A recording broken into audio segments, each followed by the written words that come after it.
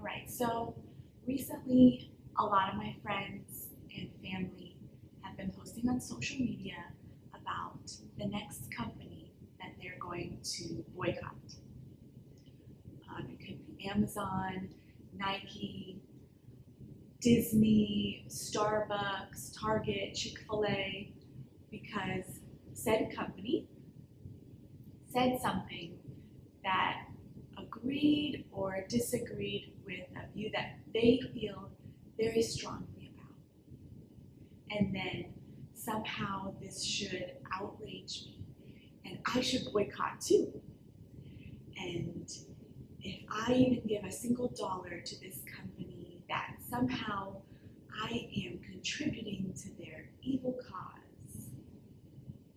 Does anybody really believe that if I bake a cupcake for a gay couple, that I'm committing a sin?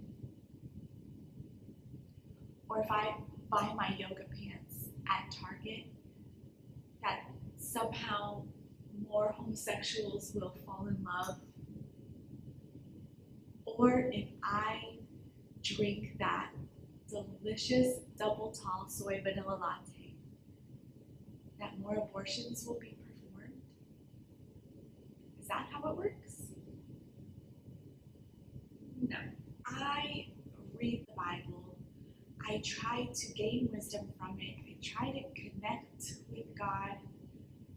I want to call myself a Christian. And that word, Christian, means that I am like another little version of Christ. I'm trying to be like him, like a little mini-me of Jesus. So what was that guy like?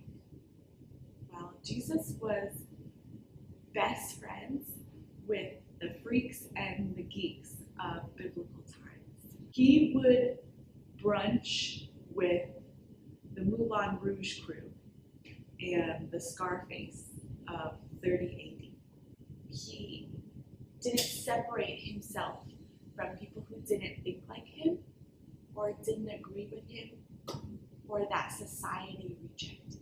In fact, he gave comfort and love and food to the people who needed it the most and the people who were looking for love in all the wrong places.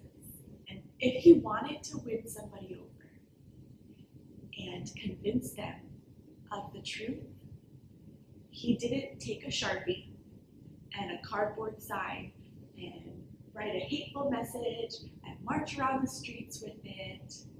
No, he did not hate. Actually, in John 3:17, it says, God did not send his son into the world to judge the world. No, but to save the world through him. Do you remember that one time where the Apostle Paul went to Athens, Greece, and he was like so discouraged by the culture there? They were so disconnected from reality and they didn't want to know any truth or anything. It was kind of like some people today who are just glued to their phones and they don't care about what's happening around them or reality. They just want to be distracted. And that's what Paul saw. And Paul was like, I gotta bring this to light. Now, did he boycott them and protest them? He didn't need to boycott, because if he did, he would be making it all about himself. No, he actually took a step forward and led with complimenting them on all the great things about their culture. Then he shared with them what they could change. And a lot of people listened. Some people didn't. Okay, now, there is a time to boycott injustice, like unsafe child labor laws and environmental irresponsibility. I get it. So I don't want to hate. I don't want to alienate myself. I'm not going to protest you because you might think differently than me. Listen, if I have the truth and I want to convince you of it, I'm going to listen to you. I'm going to buy you coffee. I'm going to buy you a drink. I am going to give you a hug. I have enough jobs to do. I am a mom of 2 kids. I work full-time as a nurse. I have a blog. I do not want the extra job of judging others. Ain't nobody got time for that. Actually, in Matthew, it says, do not judge others, and you will not be judged. For you will be treated as you treat others. Oh, in this lonely world, we're all looking for a place to belong. We're all looking for that community, that city, that group of friends where we fit in. That was Jesus. He was a place to belong for everybody. So many people that are suffering and that need love. That's probably why people join these crazy cults and these extreme terrorists, because they just want someplace to belong. Why can't they find that acceptance in Christians or the church? I'm sorry for all of the negative social media that you are currently drowning in. All the loud disagreements.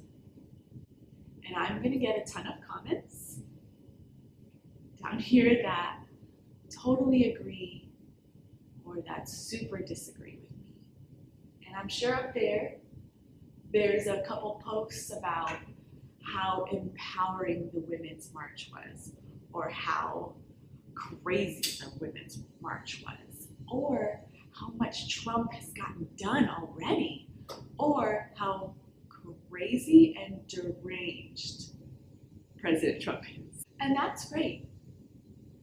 You can agree and disagree with the politics out there, and you can voice it, and no one's going to throw you into jail.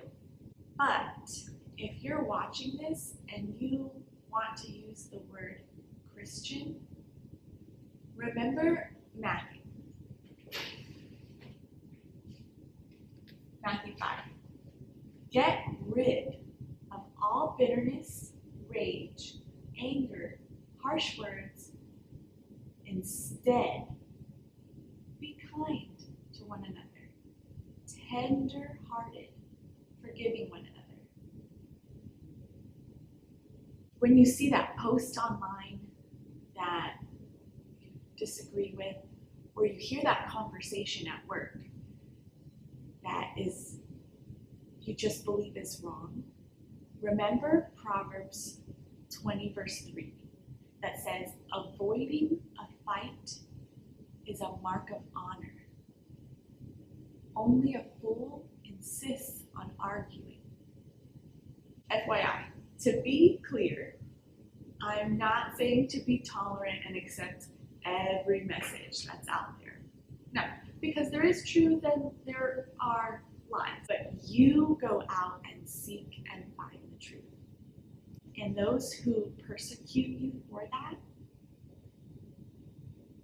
and hate you for that, love them and accept them. Another one.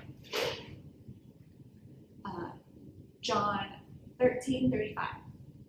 Your love for one another will prove to the world that you are my disciples. Wow. So guess what?